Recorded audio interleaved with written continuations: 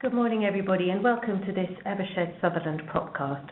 My name is Caroline Andresia. I am the professional support lawyer to the real estate practice group here at Evershed Sutherland.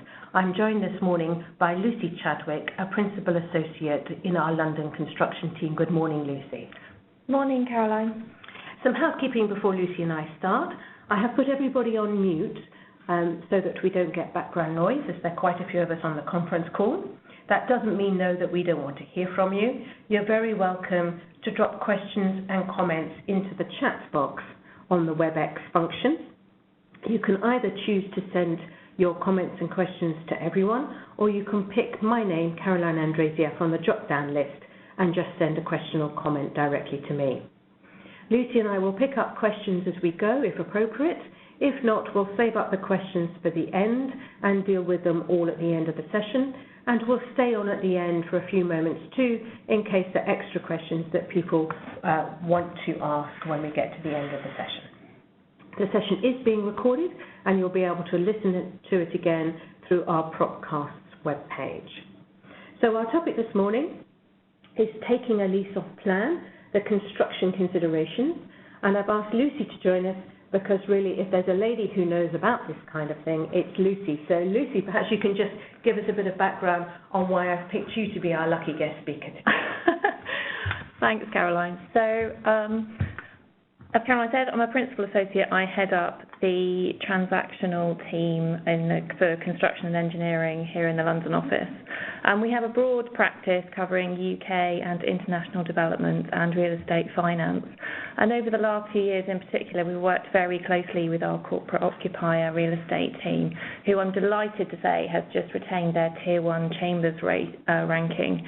And I think that's reflective of not only the top quality of work that we're doing, but also the amazing clients that we have the opportunity to work with. Great, right. So that's why we've got Lucy here today. Taking a lease off plan, the construction considerations. So this is where, as a tenant, a bright new shiny building, we've acted for lots of headquarter trophy assets, and it's being built from the ground up. Buying off plan has its own risks and considerations, which is why I thought we'd have Lucy along to give us the headlines on what we should be looking out for.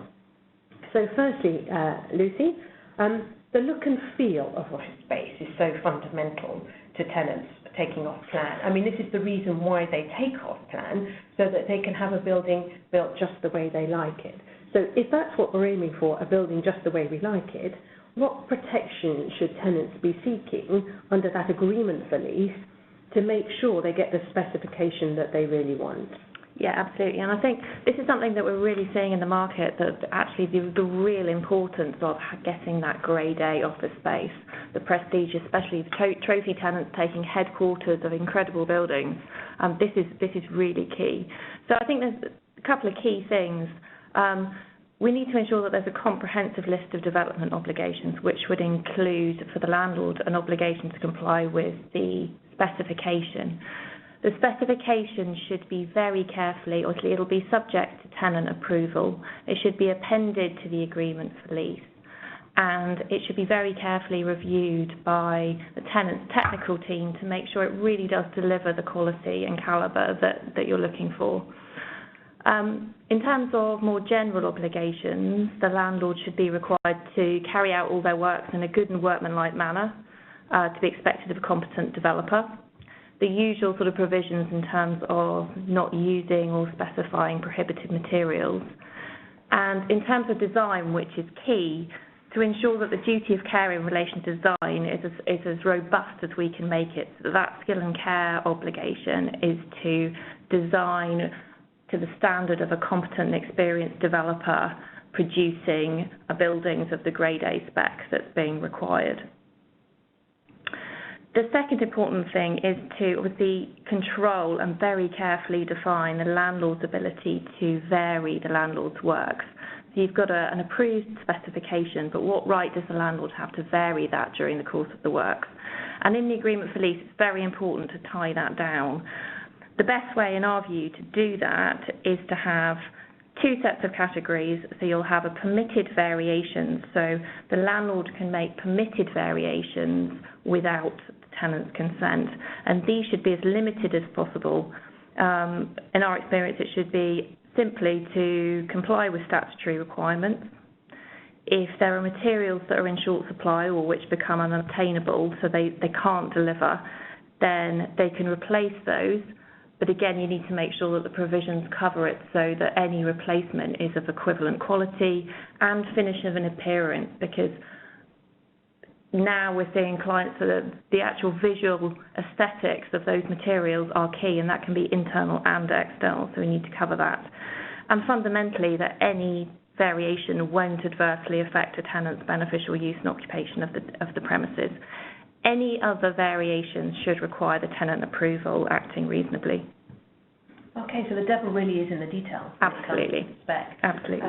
To get just the kind of building you want to see. But then actually timing is everything, isn't it? We very often work with clients to move them from one building to another. They perhaps exercise a break right on one set of space and they're moving into the other. Timing is absolutely key. So what should we be putting in an agreement for lease in relation to carrying out and those completion of those landlord works timing-wise?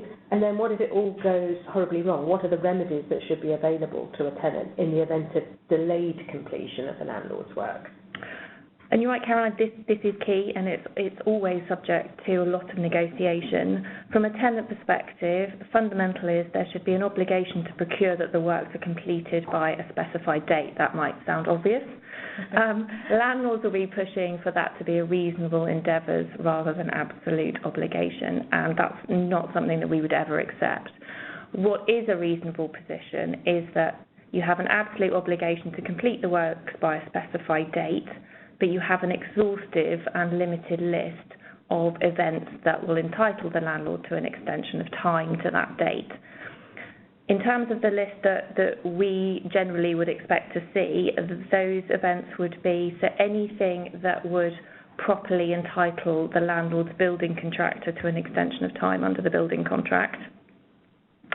Insolvency is often a heavily negotiated and very current topic, so the landlords will often seek to ensure that the building contractor and professional team insolvency is a tenant rather than landlord risk.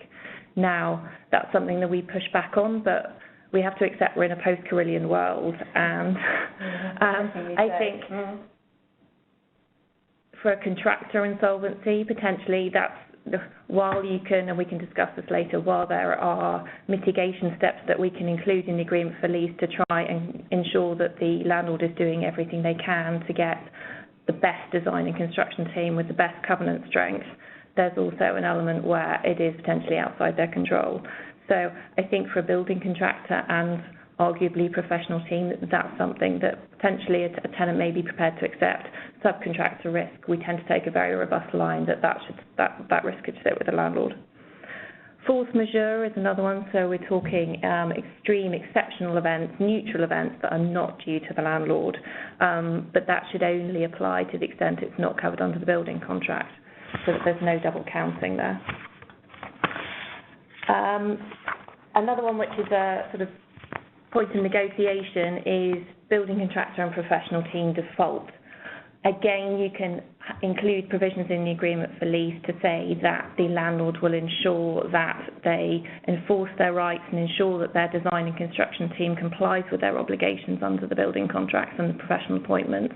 But if they don't, should they be entitled to an extension of time to complete the works? It varies in terms of client position, but that's sometimes included as an extension. And one which is general and I think is arguably reasonable is tenant delay. So if a tenant does anything by act or omission which delays the landlord, or they request a variation to the works, then generally it's accepted that delay caused would entitle the landlord to an extension of time. And one clear caveat that we should always include on that, is that there'd be no extension of time to the extent that any of those events are due to the act or omission of the landlord or their agents or employees. Just in terms of, I suppose, an additional couple of things to add in, there should also be standard provisions that the landlord will carry out and complete the works regularly and diligently. So you don't just have, you must complete these works by a certain date. You want to make sure that they're obliged to crack on and comply with the programme. and also to avoid, wherever possible, or mitigate any delays that do occur.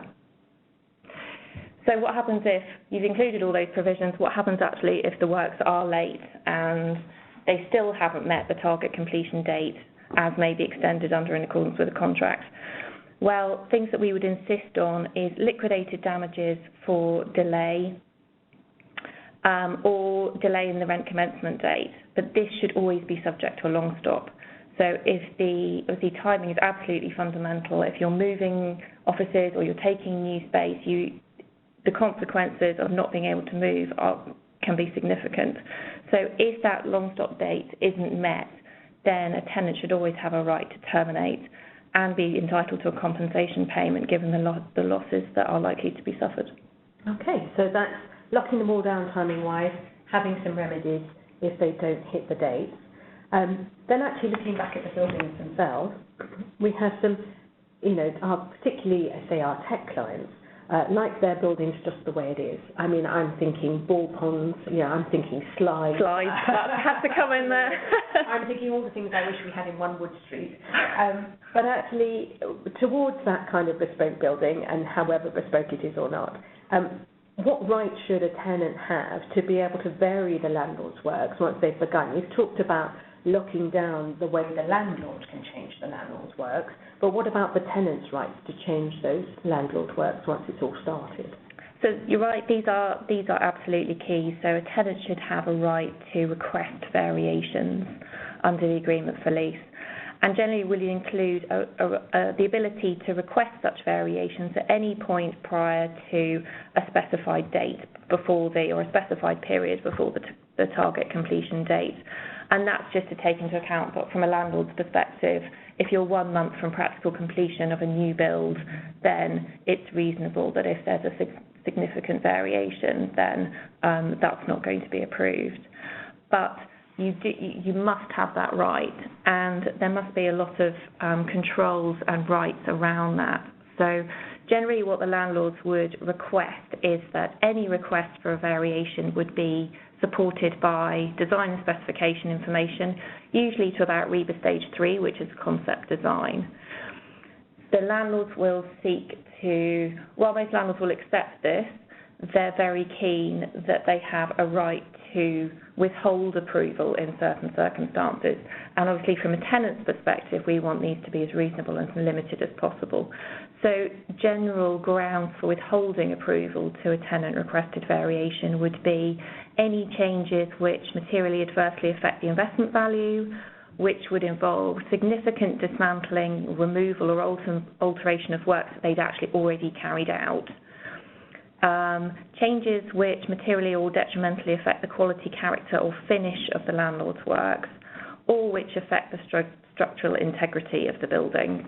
Any changes that come into those categories, a landlord is going to want the ability to withhold approval to. Anything else, from a tenant's position, then as long as that design and approval is approved, they should have a right to change the landlord's works. So what we tend to include in the agreement for lease is a tight regime in terms of the approval of any tenant-requested variations, and ideally a mechanism that if the landlord does refuse any tenant-requested variation, then there's the opportunity to sit down with the landlord to discuss their concerns and agree a way in which the proposed variation could be altered to enable them to approve that. And then the agreement for lease must deal with the ability to be able to revise the proposal, revise the plans, and then resubmit them. If a landlord approves a tenant-requested variation in principle, then you want provisions in the agreement for lease to say that the landlord will prepare a proper estimate of the modification costs and the savings and the amount of any delay and any consents required, ideally on an open book basis. And the reason for that is that the tenant will generally be liable for the costs of any tenant-requested variation and any delay to the landlord's works which flow from that. Another key consideration is that in terms of the end of the lease, so potentially looking several years ahead, it's key that the tenant has a very clear picture at the outset of agreeing a tenant requested variation of what, if not all, of those variation works need to be reinstated at the end of the term. Okay, so that's if we want things to change as tenants, how we go. And back to sort of timing and watching it all come out of the ground and be built, how much control, visibility, insight should a tenant have regarding the progress of the landlord's works? I mean, they'll want to look around, they'll want to inspect, they'll want to see progress. How much involvement should they have, say, in the issuing of the certificate of practical completion, the certificate of making good defects? You know, what input would a tenant expect to have on that kind of certification and progress angle of things? I think the general answer to that is quite a lot, and increasingly so, particularly given how important the end specification is to our clients now, that they really do want to make sure that the works are progressing and everything is heading in the right direction. So what does that look like in terms of agreement for lease provisions? Tenants should have a right to attend all formal site meetings, progress meetings, receive copies of all minutes of meetings, and ideally to be able to attend those meetings and make representations. We would push for that to be orally. If some landlords will push back and say, well, we're happy for you to attend, but we don't want you saying anything, but you can make written representations within a specified period after the meeting. There should also be an obligation that the landlord make sure that their employer's agent has all due regard to any representations that are made. Another element of control that we're seeing clients increasingly push for is some control and visibility over commissioning. And that's been led by taking a building where the commissioning of the plant and the systems hasn't been what it should be, and as a result they're left with fundamental defects and issues. Okay, so that's interesting. That's just after PC, but then the commissioning of things like lifts and aircon and lighting and things like that. And some of the commissioning can be pre, and some of it could be, so either you want everything commissioned pre-PC, but what we're seeing, this is a newer regime really, but tenants are insisting on appointing their own commissioning engineer and requiring regular meetings with the landlord's commissioning engineer, and then having separate obligations that a tenant has a right to approve the landlord's commissioning engineer, the terms of that appointment, and then once their team has commissioned, they're looking for written confirmation from their professional team to say, and that will be a separate confirmation from the architect, structural engineer, M&E, to say that everything has been commissioned under in accordance with the specification. Which I suppose makes sense, doesn't it? Because a building's not a building until it's commissioned and ready for use. Exactly. Okay. Exactly. That's interesting. And they're going further than that, so we have those obligations, but also they're looking for security, so a collateral warranty or third-party rights from the commissioning engineer. Goodness. So that if there are extra warranty to get. Marvellous. Never have too many, can we? Yeah. In terms of practical completion, then so the starting point is that the tenant should have written notice of when the landlord's planning to inspect the works with a view for their employee's agent to certify practical completion. The inspection should be on a working day, the normal sort of requirements which might seem reasonable, but it's still worth including, so in daylight hours, a reasonable notice. And the tenant must be entitled to attend and make oral and written representations at that inspection, and to have comfort that the landlord is to procure that the employer's agent has all due regard to those representations, albeit that it's reasonable that that can't fetter the discretion of the employer's agent. So the employer's agent must act reasonably and independently in certifying practical completion, but they should have due regard. We also include often a provision that says to the extent the employer's agent hasn't included any representations or hasn't taken account, then the tenant receives reasons for that, so you have some visibility about the thought processes going through. In terms of challenging PC, that's something you might ask for. So would a tenant often have a right to actually challenge that practical completion has occurred? That, in our experience, is generally something that's very strongly resisted by the landlord. And the same regime should apply to the certificate of making good defects at the end of the defect liability period. Okay, right. So that's how progressive works. And then the tenant is obviously very dependent on the landlord's design and construction team. They've designed the building, they've built the building that we're now taking. What rights of recourse then should a tenant have against the landlord's design and construction team, those people one step away from the landlord with whom we're contracting? So what rights should a tenant have? So they should have a full security package from the landlord's contractor and professional team and subcontractors with design responsibility. This can be in the form of collateral warranties or third-party rights, or often we see a combination of the two. Provided they're drafted correctly, and it's almost a separate session in terms of the debate around collateral warranties and third-party rights, but in summary, provided the third-party rights are drafted correctly and correctly incorporated in the contract, then in our view, they provide the same level of protection and are quicker and cheaper to procure. Then yet another sign collateral warranty. Absolutely, particularly for subcontractors, which can take months to try and procure. It's nearly 20 years since the Contract Rights of Third Parties Act came into force, and yet we still see as many collateral warranties as we do rely on. I would still say more. Rights. More collateral warranties still. Yeah, but we're pushing. But we're pushing. We are pushing. That didn't really take off in the way he was expecting. Okay, never mind, keep pushing. I think in terms of, so you want a full warranty package or a full set of third-party rights. And the key is, so what are your sanctions if you don't receive those? The starting point might be that provision of that security package is a precondition to lease completion.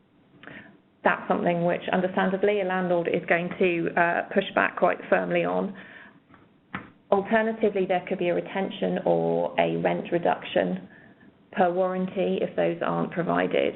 And what's fundamental is that you must ensure that in terms of the landlord's release, generally at the end of the certificate of making a defect, it carves out any liability for any warranty. So that obligation to procure those warranties remains when the remaining obligations in terms of the works have fallen away.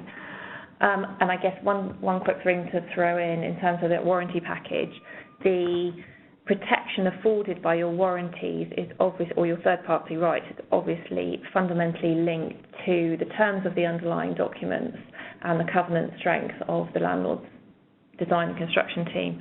So we tend to include, again, post-Carillion, obligations to undertake all reasonable due diligence on the team, a right for the tenant to approve the identity of that design and construction team. You can have a pre-approved list and the ability to approve the underlying forms of document. And that level of control needs to continue through the work. So if, say, a subcontractor is asking for amendments to the warranty, then to the extent that any amendments might affect or prejudice the protection they afford to a tenant, then the tenant must have a right to approve them. Okay. So if we've got that full security package, which is great against the design and construction team, what rights and remedies would you then expect a tenant to have if the works were later found to be defective, if actually there was a problem with what was built going forward? And this is absolutely fundamental, because you can have a fantastic building that meets the specification, it's everything you wanted, but then you find that the lifts don't work. During the defect liability period, it can be fundamental. This is really where the protection kicks in. And I think there are two key categories of defects that need to be dealt with in the agreement for lease.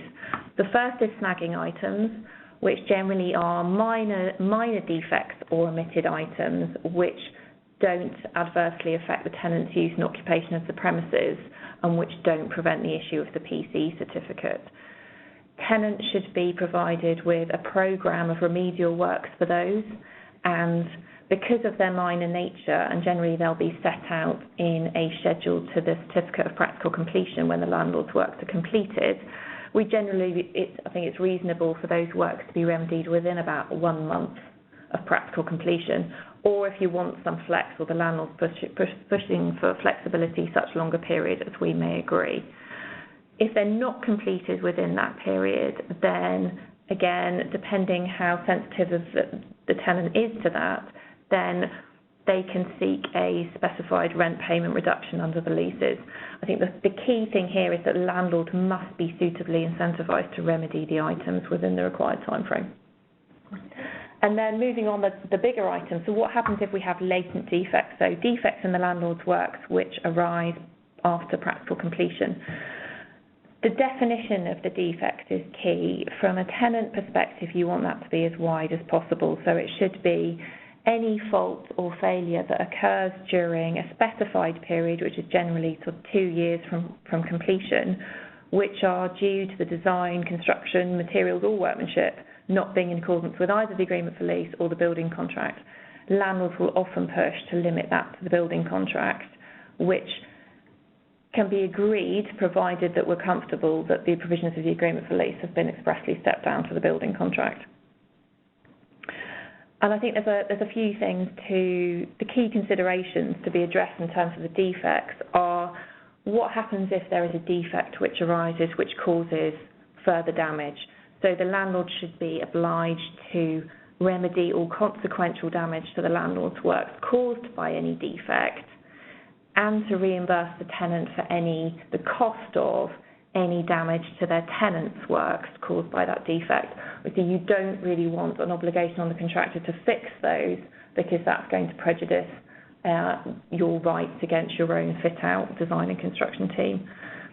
Timing is obviously key. We need to have timings specified and an accelerated remediation programme in terms of any urgent defects, anything that's adversely affecting a tenant's ability to use or occupy the building. The standard of workmanship should be in accordance with the building contract and the agreement for lease, and to the reasonable satisfaction of the tenant and the employer's agent. And the tenant needs to have a right to inspect and make representations in relation to those remedial works. Just in terms of obligations that the tenant's going to have to comply with, we just need to make sure that the tenant is comfortable to give access to enable the landlord to undertake those works, and that should be at all reasonable times and to work around whatever business of the tenant's business. And then consequences for failure to remedy the defect. So what remedy do you have if those defects are not fixed in accordance with the agreement for lease? And this is fundamental, and as you can imagine, is a heavily negotiated point. So ideally, you want a rent reduction or a sum withheld. And the key, again, is that sum or the rent reduction needs to be significant enough to incentivise the landlord to fix. It's all about the money. Absolutely. That gets the attention. Absolutely. Right, in our last 2 minutes, Lucy, can you just firstly touch on tenants fit out possibly, and then just a word perhaps on insurance? I appreciate insurance could be a whole session in itself, but just the last 2 minutes, one on tenants fit out, one on insurance. Sure, I think so. I suppose fundamental on the tenant's works. Obviously, landlord's going to want a right to approve the design and construction team and the terms of the appointment. And generally, the landlord will be looking, whatever regime applies in relation to the landlord's works in terms of rights of approval, they will tend to be fairly closely aligned, and the landlords will want the same rights in terms of inspection at PC and obligations in relation to the certificate of making good defects, and obviously want a warranty package or third-party rights. Documents can either be appended to the agreement for lease and be pre-approved, or just have a right to approve going forward.